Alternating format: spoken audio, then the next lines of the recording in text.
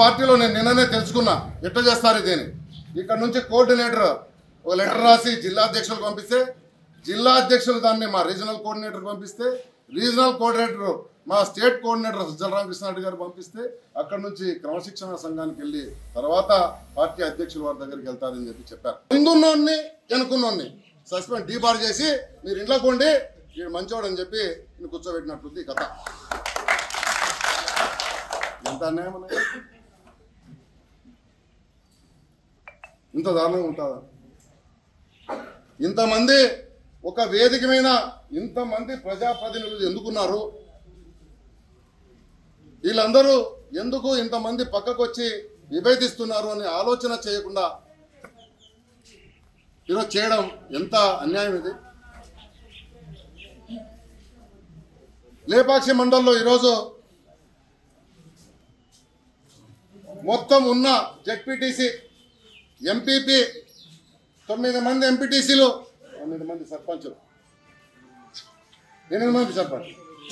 చిలుమతూరు మండలంలో సీనియర్ నాయకులు 30 సంవత్సరాల నుంచి ఉన్నటువంటి మండల కన్వీనర్లుగా, సింగిల్ విండోలుగా, ఇండిపెండెంట్లుగా కూడా గెలిచే సత్తా ఉన్నటువంటి నాయకులు. ఒకే ఇంట్లో ఇద్దరు, వాళ్ళ భార్య, అతను ఇద్దరు ఎంపీటీసీ సర్పంచ్.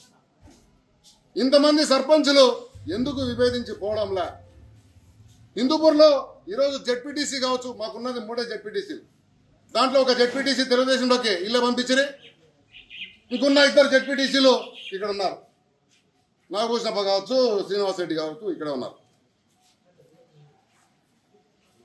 ఇట్లా ఇంతమంది ఉంటే, కౌన్సిలర్లు ఇంతమంది ఉంటే ఎందుకున్నారని ఆలోచించకుండా సమైక్యత కలపాల్సింది పోయి ఇది చేయడం చాలా అన్యాయమని మేమందరం తీవ్రంగా దీన్ని ఖండిస్తున్నాం.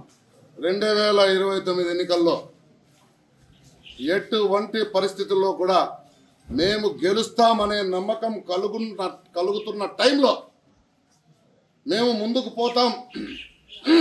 ఈరోజు తెలుగుదేశం పార్టీలో చేస్తున్నటువంటి అన్యాయాలకు, అక్రమాలకు ఖండిస్తూ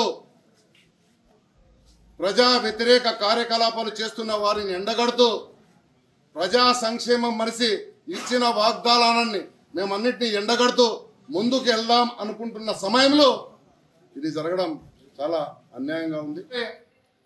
ఇట్లాంటి వాళ్ళతో మేము ముందుకెళ్ళాలా? ప్రభుత్వం రూలింగ్లో ఏం లేదు. ఈరోజు మనం ఇంకా పక్కనున్న వాళ్ళందరినీ ఒకరినొకరిని తీసుకుని వచ్చి అందరినీ ఎంటబెట్టుకొని పార్టీని బలోపేతం చేయాల్సిన అవసరం ఉంది. ఇక్కడ బలమైన వ్యక్తి తెలుగుదేశం పార్టీకి రాష్ట్ర స్థాయి నాయకుడు, ముఖ్యమంత్రి బావమర్ది, ముఖ్యమంత్రి కొడుకు, ఒక ఫిల్మ్ యాక్టర్, అతన్ని ఢీ కొనాలన్నప్పుడు ప్రతి ఒక్కరిని పేరు పేరున అందరినీ కూడా చేతిలో కాల్లో పట్టుకుని మనం అందరం కలిసికట్టుగా ముందుకెళ్లి వాళ్ళతో పోరాడాల్సిన అవసరం ఎంతైనా ఉంది. తెలుగులో ఫాస్టెస్ట్ న్యూస్ ఇప్పుడు కొత్త అవతారంలో 5 సెకండ్లోనే పూర్తి వార్తా సమాచారం మీ చేతిలో. సోషల్ మీడియా ట్రెండ్స్ మీ కళ్ళ ముందుకే live TV and voice search options తో ఇప్పుడే డౌన్లోడ్ చేయండి. యాప్ లింక్ డిస్క్రిప్షన్ లో ఉంది.